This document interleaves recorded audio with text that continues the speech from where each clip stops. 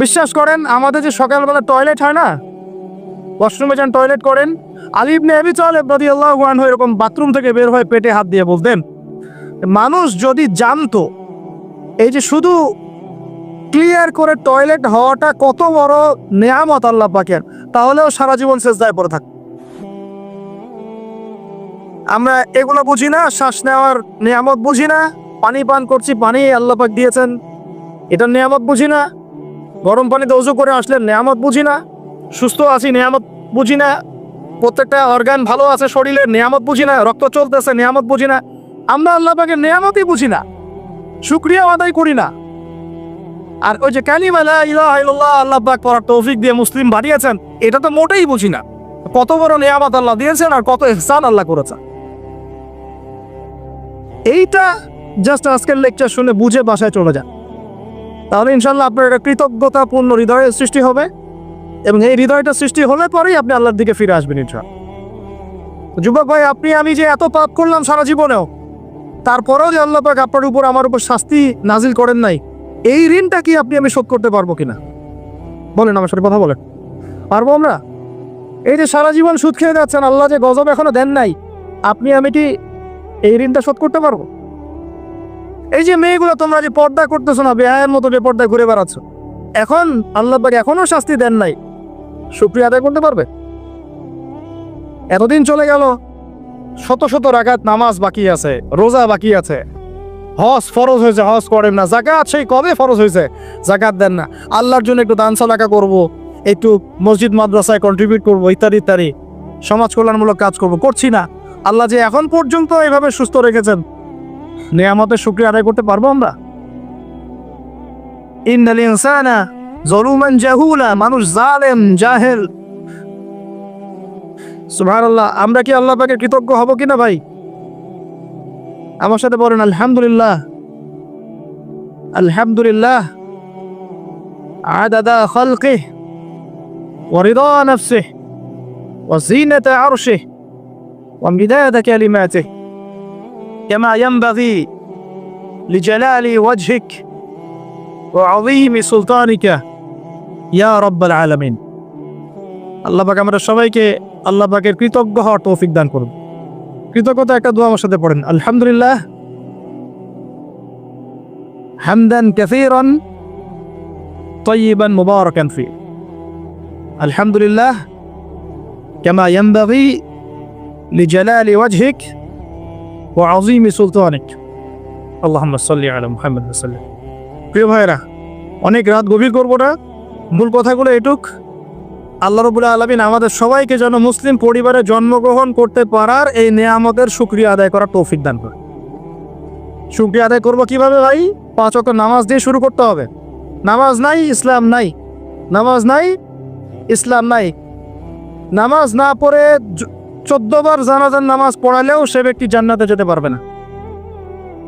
বেনামাজি ব্যক্তি, হাদিসের পরিভাষা তাকে কাফের বলা হচ্ছে। কি বলা হচ্ছে? তাহলে আমরা কি করব? তওবা করে ফিরে এসে কাজা আদায় করার চেষ্টা করবো ইনশাআল্লাহ। এখন থেকে যেন কোনো নামাজ কাজা না হয় এবং ছুটে না যায়, আল্লাহ পাক যেন সেভাবে নামাজ পড়ার তৌফিক দান করেন।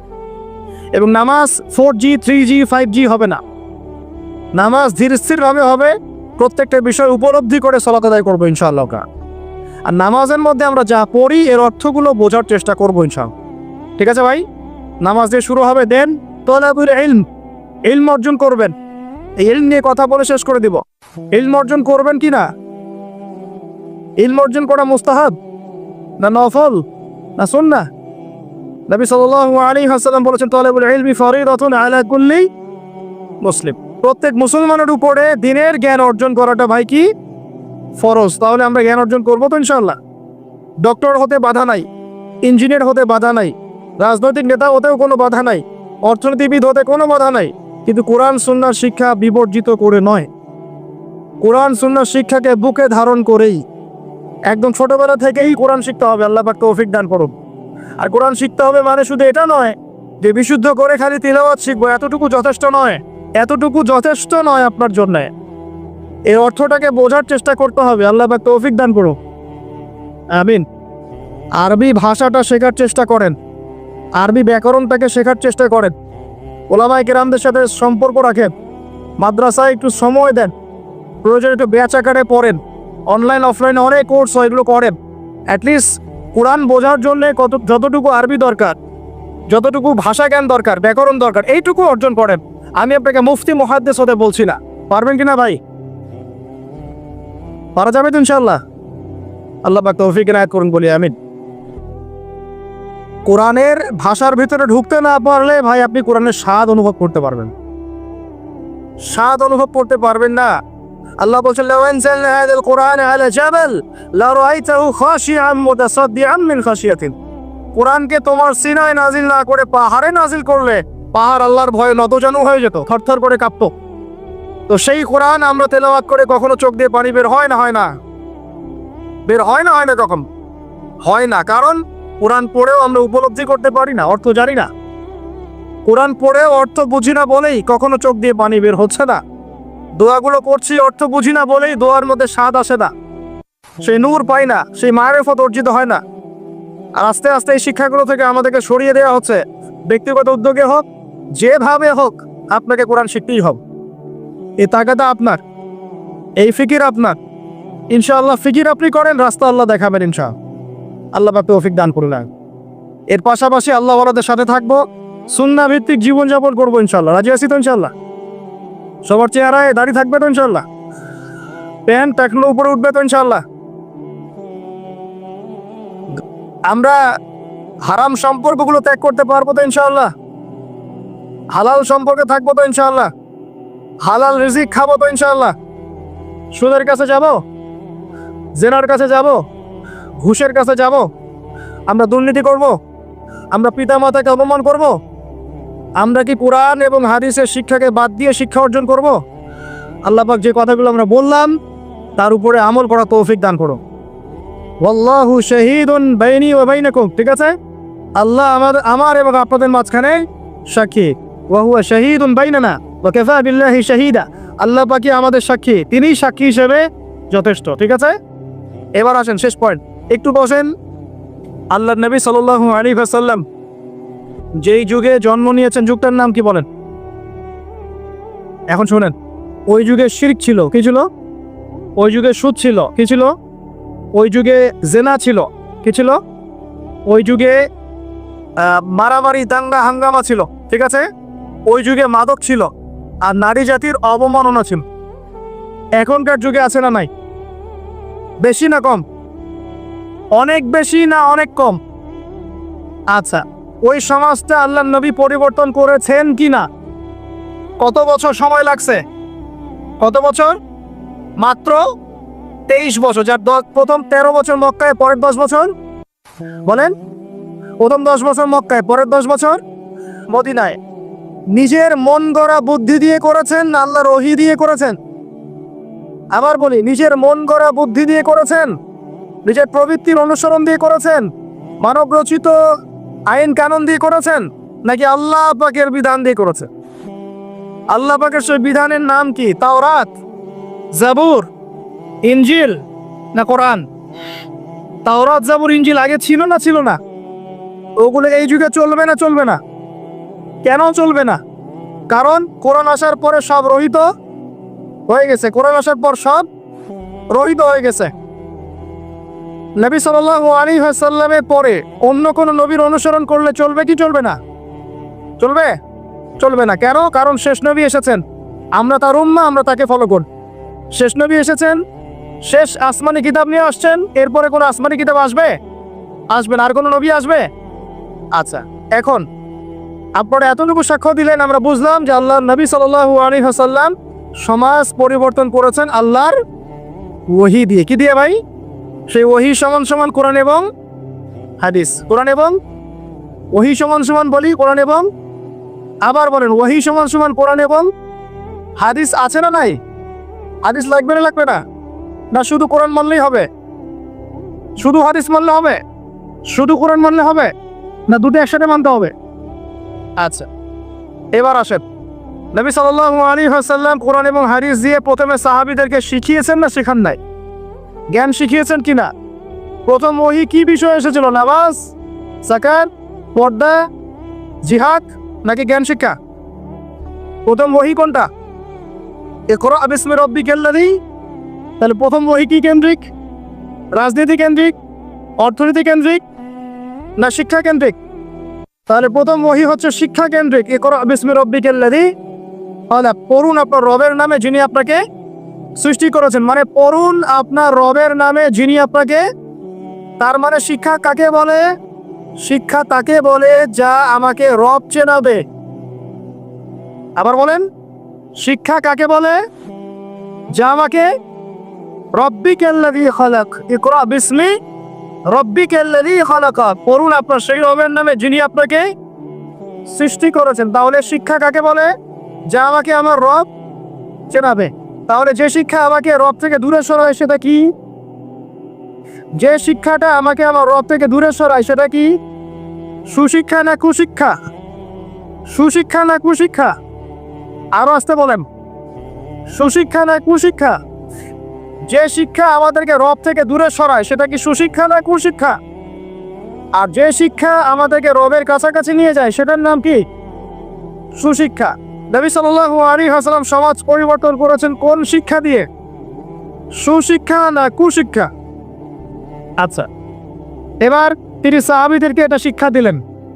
একই সাথে তিনি কি শুধু শিক্ষাই দিয়েছেন না আমল করে দেখিয়েছেন? শুধু বলেই গেছেন না আমল করে দেখিয়েছেন? আচ্ছা, তিনি কি শুধু বাহ্যিক শিক্ষাই দিয়েছেন না কলবটাকেও পরিবর্তন করেছেন? আধ্যাত্মিকত্ব তাজকিয়া অর্জন করা হয়েছিল না হয় নাই? হয়েছে। এই শিক্ষাটার দাওয়াত মানুষকে দিয়েছেন না দেন নাই? এরপরে তার উপর অত্যাচার এসেছে না আসে নাই? তা তিনি সবর করেছেন না করেন নাই? তাকে দেশ থেকে চলে যেতে হয়েছে না হয় নাই? মদিনায় কি ইসলামিক রাষ্ট্র কায়েম হয়েছে কি হয় নাই? তারপরে ওই ওহির বিধানকে প্রতিষ্ঠা করার জন্য দাওয়াতের সাথে সাথে জিহাদ করতে হয়েছে কি হয় নাই? এভাবে বদর উহুদ খন্দকের পথ পাড়ি দিয়ে মক্কা বিজয় হয়েছে কি হয় নাই? তাহলে পুরো সমাজটা পরিবর্তন হলো কিসের বদৌলতে?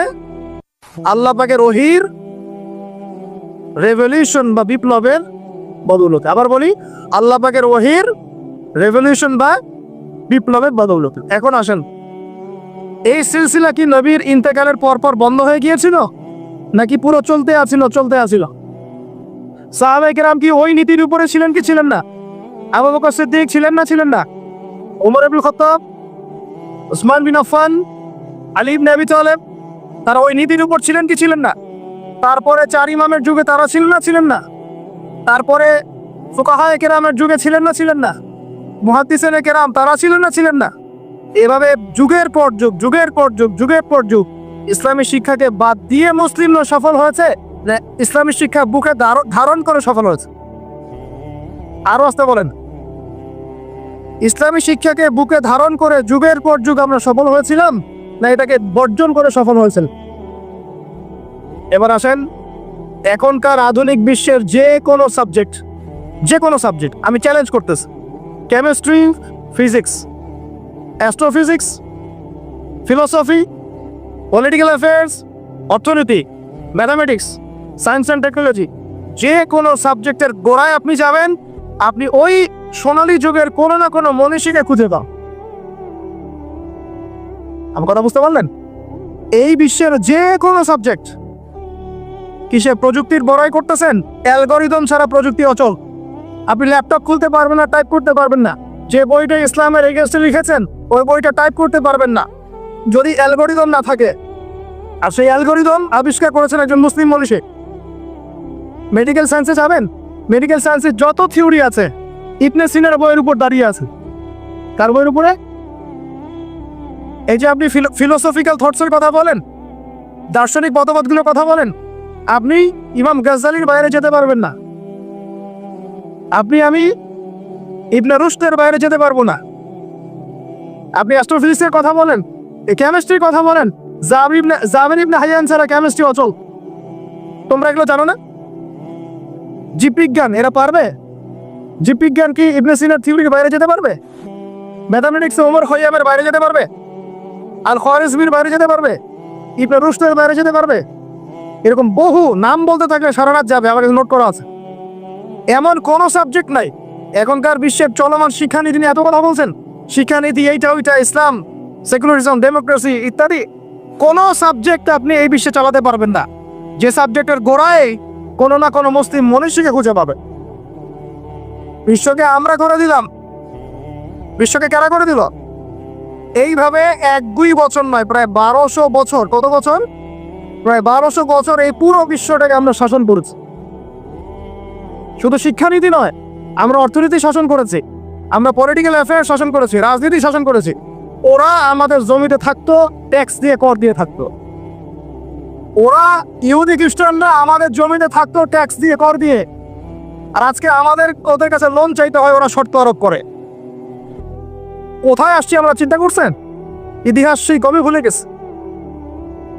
শিক্ষার আপনি যে সেক্টরে যাবেন, আপনি গিয়ে দেখবেন সেখানে কোনো মুসলিম মনীষীর অবদান আছে।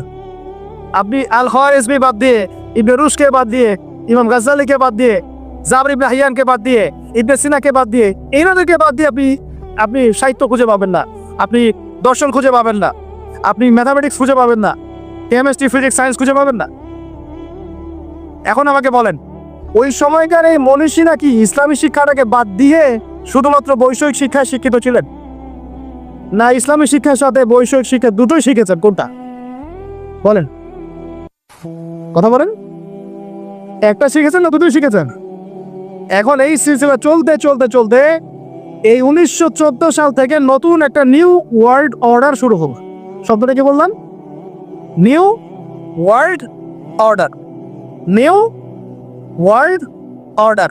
আসলে 1914 থেকে না, আমি ভুল বলেছি, এটা ফরাসি বিপ্লব থেকেই শুরু হয়েছে। আর ফরাসি বিপ্লব হয়েছে 1789 না, 1789। এই যে 221 বছরের মতো এই সময়টুকুতেই নতুন একটা ওয়ার্ল্ড অর্ডার এসেছে। কারা দিচ্ছে অর্ডার? ওই ইহুদি খ্রিস্টান সভ্যতা, পশ্চিমারা। কারা দিচ্ছে?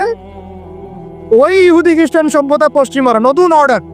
ওরা রাজনীতির ভিত্তি সাজিয়ে দিয়েছে, ওরা খিলাফাকে ধ্বংস করেছে, ওরা ওদের তন্ত্রমন্ত্র দিয়ে মুসলিম দেশগুলোকে বিভক্ত করেছে। প্রত্যেকটা দেশের ভিতরে ভিতরে ওদের মন করা মতবাদগুলো ঢুকিয়ে দিয়েছে। প্রত্যেকটা বিষয় তারা ইন্টারফেয়ার করে।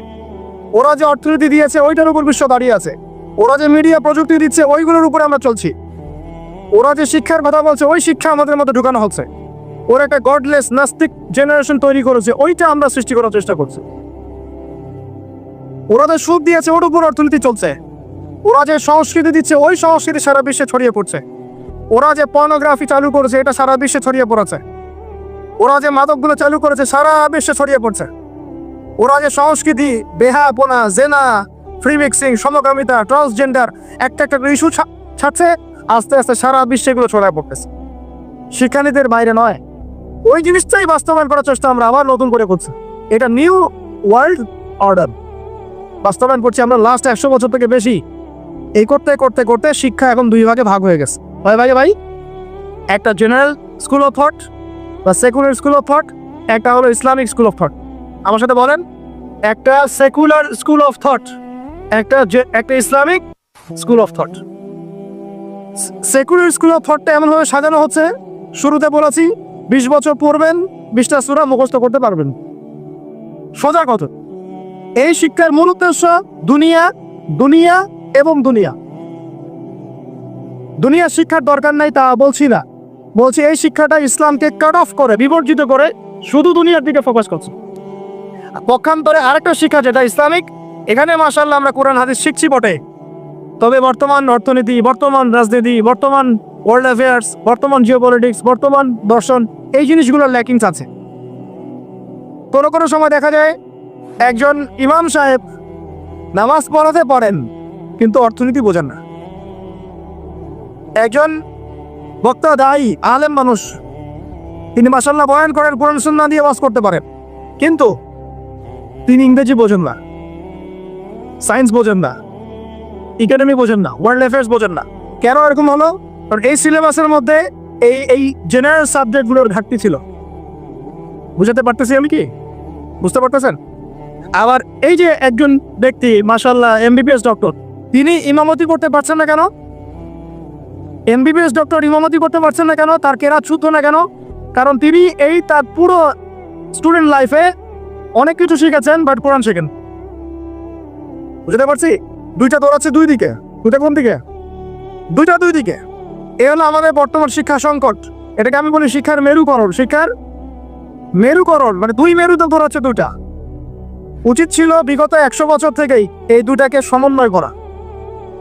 তাহলে আজকে টিকটক জেনারেশন দেখতে হতো না, বেয়াদব প্রজন্ম দেখতে হতো না, এই মাদকদ্রব্য সেবনকারী জেনাকার প্রজন্ম দেখতে হতো না। তার হালাল হারাম বুঝতো, নীতি নৈতিকতা বুঝতো, শেকড় চিনতো। তাদেরকে ওমর ইবনুল খাত্তাবের নাম জানাতে হতো না, খালিদ বিন ওয়ালিদকে চেনাতে হতো না, বিন কাসিম আর তারেক বিন জিয়াদের নাম শোনাতে হতো না। সমস্যাটা বুঝতে পারছেন ভাই কোন জায়গায়? সমন্বয় হয় নাই। কি হয় নাই? সমন্বয়ে যারা করার চেষ্টা করেছেন সেটা আমি প্রশংসার দাবি রাখে তারা অবশ্যই, কিন্তু এটাও বিশ্বের চ্যালেঞ্জ মোকাবেলার জন্য যথেষ্ট হয় নাই। তো কথাগুলো অনেক বড় স্কেলের, এগুলো বাস্তবায়ন করা অনেক বড় ব্যাপার, অনেক কঠিন, রাস্তা অনেক জটিল, কিন্তু এই কাজটা আমরা সবাই মিলে করবো ইনশাআল্লাহ। আল্লাহর কসম করে বলতেছে, এই কাজ যদি আমরা আগামী 20 থেকে 30 বছরে করতে ব্যর্থ হই, আরো 20 বছর পর আপনি এমন একটা প্রজন্ম পাবেন শুদ্ধ করে সালামটাও দিতে পারবে না। দেখে নিয়েন আপনি, শুদ্ধ করে সালাম তো দিতে পারবেই না, আল্লাহ পাকের কালিমা লা ইলাহা ইল্লাল্লাহ ঠিকমতো উচ্চারণ করতে পারবে কিনা সন্দেহ আছে। নামাজটাকে সে অপশনাল মনে করবে। রমজান মাসে বাইরে সিগারেট টান নিয়ে বের হও, ওই যে আর কি করতে পারে, দেখবেন যে পশু হয়ে গেছে, বা লুম আদল বরং তার জন্য নিকৃষ্ট হয়ে যাবে, যদি না আমরা এই শিক্ষাটাকে সমন্বয় করতে পারি। এখন সমন্বয়ের পথ ও পদ্ধতি কয়টা? আমার ক্ষুদ্র গবেষণায় 3টা। কয়টা ভাই? আচ্ছা, এটাই শেষ কথা। পথ ও পদ্ধতি খুব কম। কেন কম? কারণ আমাদের কাছে কোনো শক্তি নাই। এখানে বসে অনেক কথা বললাম, অনেক কিছু বোঝানোর চেষ্টা করলাম, এই পর্যন্তই। আমার হাতে কোনো ক্ষমতা নাই, এবং আমার মতো হাজার হাজার আবুদ আদনান বা আপনার মিজানুর রহমান আজহারি, হ্যাঁ, আরো যারা বড় বড় স্কলার আছেন, কেউই কিছু করতে পারবেন না। কেন? কারণ আমাদের হাতে কোনো পলিটিক্যাল পাওয়ার নেই, আমাদের হাতে কোনো সোশ্যাল পাওয়ার নাই, আমাদের হাতে কোনো আপনার কি বলে শাসন ক্ষমতা আমাদের হাতে নাই। কে করতে পারবেন? যিনি একজন সৎ নেতা, যিনি একজন সৎ নেতা, যোগ্য নেতা, যাকে আল্লাহ দিনের বুঝ দিয়েছেন, যার কোরআন সুন্নাহর জ্ঞান আছে, দিনের বুঝ আছে, সমকালীন প্রেক্ষাপট সম্পর্কে সচেতন, তিনিই করতে পারবেন ইনশাআল্লাহ। আমরা দোয়া করে আল্লাহ পাক যেন এমন মানুষ উপর থেকে নিয়ে আসে, বলেন আমিন। আল্লাহ পাক এমন মানুষ উপর থেকে নিয়ে আসে, এরকম যোগ্য মানুষদেরকে আল্লাহ পাক উপরে নিয়ে যান। কেন পারবেন? উপর থেকে ঢেলে একটা শিক্ষানীতি চালু করতে পারবেন, তিনি মানুষকে ফোর্স করতে পারবেন এই শিক্ষানীতির উপর আমার জাতি চলবে, যেখানে জেনারেল শিক্ষা, ইসলামিক শিক্ষার একটা সর্বোচ্চ সমন্বয় থাকবে। এরকম কোন নেতা আসলে পরে প্রত্যেকটা স্কুলে, প্রত্যেকটা কলেজে, প্রত্যেকটা বিশ্ববিদ্যালয়ে ইনশাআল্লাহ দেখবেন ইসলামিক শিক্ষা ঢুকে গেছে ইনশাআল্লাহ। একই সাথে প্রত্যেক মাদ্রাসায় বর্তমান যুগোপযোগী জ্ঞানগুলো ঢুকে যাবে ইনশাআল্লাহ। তিনি পারবেন সবাইকে এক টেবিলে বসাতে। এটা আমার আপনার সাধ্যের মধ্যে নাই, কিন্তু আপনাকে পথ দেখাতে পার। কি দেখাতে পারবো? তো বলতে পারবো যে কিভাবে হলে সম্ভব হতো। এটা একটা বিশাল জিনিস। এই জায়গা থেকে যদি শক্তি না আসে ইসলাম মুসলিমদের, নিচু লেভেলে আপনি যত কাজই করেন এটা সাস্টেন করবে না। এটা একটা পথ। যদি আমাদের উপরে এমন কোনো নেতৃত্ব আসে যারা প্রত্যেকটা শিক্ষা ব্যবস্থাকে ঢেলে সাজাতে পারবে, ইনশাল্লাহ জাতিকে বাঁচানো সম্ভব, এখনো সম্ভব, আযাব আসার আগেই বাঁচানো সম্ভব। আমার কথা বোঝা যায়? 1 নম্বর পথ। এই পথটা কঠিন না সহজ? বলেন। মারাত্মক কঠিন। এটা কি? মারাত্মক কঠিন, কারণ এটা সম্পূর্ণ আল্লাহ পাকের ইখতিয়ার। কারণ কুলিল্লাহুম্মা মালিকাল মুলক তুতিল মুলকা মান তাশা ওয়া তানজিউল মুলকা মিম্মান তাশা। আল্লাহ পাক হচ্ছেন ক্ষমতার অধিকারী, যাকে ইচ্ছা ক্ষমতা দেন, যার ইচ্ছা কেড়ে নেন। আয়াতটা মনে আছে? তুতিল মুলকা মান তাশা ওয়া তানজিউল মুলকা মিম্মান তাশা ওয়া তুইজ্জু মান তাশা ওয়া তুযিল্লু মান তাশা বিয়াদিকাল খায়র। আল্লাহ পাকের হাতেই এই সব ক্ষমতা। তিনি দিতে পারেন, নিতে পারেন, ইজ্জত দিতে পারেন, কমাতে পারেন। এটা একটা পথ। এই পথটা যদি আল্লাহ পাক আমাদের জন্য উন্মুক্ত করে দেন কোনোভাবে, বা যারা আছেন তাদের মতো ওই বুঝটা দান করেন, তাহলে এই জাতিকে বাঁচানো সম্ভব, উপরের লেভেল থেকে বাঁচানো সম্ভব। কেন? কারণ আমরা যদি সবাইকে মাস্ক পরতে ফোর্স করতে পারি, আমরা সব শিক্ষা প্রতিষ্ঠানে প্রাইমারি লেভেলে কোরআন শিক্ষা বাধ্যতামূলক করতে পারি। কথা বোঝা যায়? আমি যে মাঠে বসে কথা বলছি, এটা তো ইউনিভার্সিটি না, ডিগ্রি কলেজ। আপনি ডিগ্রি কলেজের সবগুলো স্টুডেন্টকে ডাকেন দেখি এবং কোরআন তেলাওয়াত চেক করেন। ডিগ্রি কলেজ মানে তার বয়স কত এখন?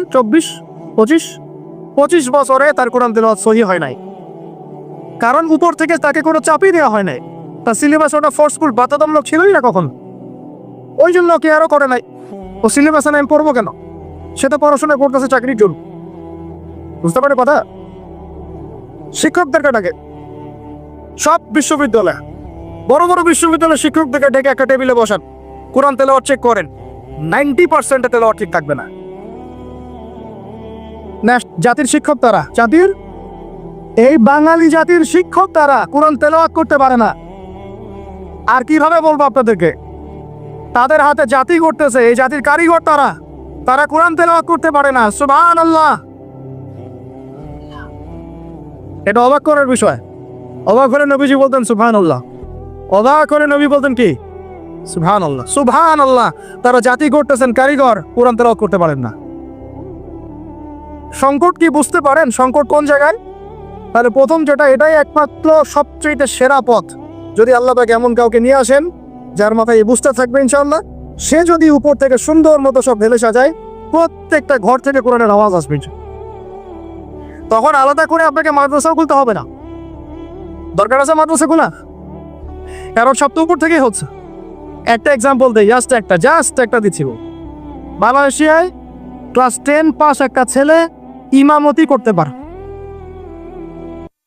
মালয়েশিয়ার ক্লাস 10 পাস করা একটা ছেলে ইমামতি করতে পারে। সে কোনো মাদ্রাসায় পড়ে নাই, স্কুলেই শিখেছে। কোথায়?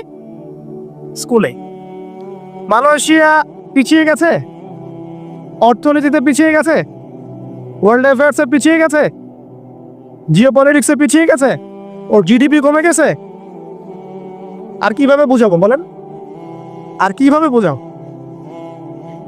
2 নম্বর পথ, এই দুটো পরে শেষ করছি ভাই। 2 নম্বর পথ হচ্ছে, যদি এরকম কোনো উদ্যোগ না নেওয়া হয়, তাহলে মাদ্রাসা শিক্ষায় যা চলছে এখানেই আমাদের সংযুক্ত থাকা এবং ছেলে মেয়েদেরকে এখানে সংযুক্ত রাখা।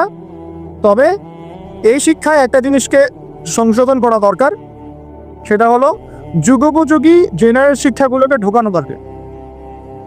না হলে আমাদের হাতে কোরআন থাকবে আর এক হাতে হাদিস থাকবে, তারপরেও আমরা চলমান সংকটগুলোকে সমাধান করতে পারবো। কারণ অঙ্ক, গণিত, ইংরেজি, জিওপলিটিক্স, অর্থনীতি এগুলো তো আমরা জানি না। কোরআন পড়তেছি যে দাওয়াত খাচ্ছি, 40 কোনখানি, বুঝতে পারেন কথা? এটাও সমস্যা। এখানেও একটা সংশোধন বা রেভলিউশন দরকার। এটা নিয়ে ওলামায়ে কেরাম বুঝবে, তারা বুঝবেন। এটা আমাদের পক্ষ থেকে জোরালোভাবে কিছু বলা যাবে না। ওলামায়ে কেরাম তারা বসে পরামর্শ করে একটা সিদ্ধান্তে আসলে তারপরে জেনারেল উপকারী সাবজেক্টগুলোকে ঢোকানো যেতে পারে, তাহলে একটা সলিউশন হবে। তখন কি হবে যে আচ্ছা ঠিক আছে, ওইটা না হয় পুরোই সেকুলার হয়ে গেল, আমরা অ্যাটলিস্ট ইসলামিক শিক্ষার সাথে থাকি। এই তো। আর 3 নম্বর যেটা, যে নতুন নতুন শিক্ষা প্রতিষ্ঠানগুলো বিভিন্ন জায়গায় যদি গড়ে তুলতে পারেন, যেখানে নতুন করে আপনি সিলেবাস প্রণয়ন করতে পারেন, জেনারেল শিক্ষা এবং ইসলামী শিক্ষার সমন্বয় থাকবে, একদম প্লে গ্রুপ থেকে শুরু করে বা নুরানি থেকে শুরু করে মাস্টার্স পর্যন্ত, দাওরা হাদিস পর্যন্ত গ্র্যাজুয়ালি আমার ছেলে মেয়ে পড়াশোনা করবে। সে মাশাল্লাহ জেনারেল সাবজেক্টও শিখবে, ইসলামিক সাবজেক্টও শিখবে, হাফেজও হবে, এদিকে মাশাল্লাহ ভালো করে ডক্টর হবে, মাশাল্লাহ হাফেজও হবে, পাইলট হবে, ইঞ্জিনিয়ার হবে, মাশাল্লাহ এদিকে দেখা যাবে সে ফকিহ হয়ে গেছে মাশাল্লাহ। এটা নতুন করে করা সম্ভব। এ কারণেই আমি আমার কনফিডেন্স থেকে বলছি, খায়রুল কুরুন, সবচেয়ে শ্রেষ্ঠ যুগে এভাবেই মানুষ শিখেছে। খায়রুল কুরুনে কোনো বিশ্ববিদ্যালয় ছিল, কোন স্কুল কলেজ এগুলো ছিলেন। একজন ছাত্র একজন আলেমের কাছে গিয়ে কোরআন হিফজ করতেন, হিফজ শেষ আরেকজনের কাছে আরবি ভাষা শিখতেন, শেষ আরেকজনের কাছে গিয়ে নাহু সরফ শিখতেন, শেষ আরেকজনের কাছে উসুল শিখতেন, আরেকজনের কাছে ফিকহ শিখতেন, তারপরে গিয়ে অন্যান্য সেক্টরগুলোতে চলে যেতেন। তাদের ভিত্তির উপরে এই সভ্যতা দাঁড়িয়ে আছে। এটাকে নতুন করে আবার চালু করা সম্ভব নতুন নতুন প্রতিষ্ঠান গড়ে তোলার মধ্য দিয়ে। তবে কাজটা বলার চেয়ে করা কঠিন, কারণ আমাদের মধ্যে অনেক সমস্যা। আমরা সবাই তাকায় থাকি মানুষের দিকে, সে করবে আমি গিয়ে ভোগ করব। আপনার যদি আপনার সন্তানকে নিয়ে এতই ফিকির থাকে, আমার সন্তানের ভবিষ্যতে আপনি এতই চিন্তিত থাকেন, তা আপনি কেন একটা মাদ্রাসা করতেছেন না, বা আপনি কেন স্কুল করতেছেন না, বা আপনি কেন শিক্ষার সমন্বয় নিয়ে কথা বলছেন না, ভাবছেন না?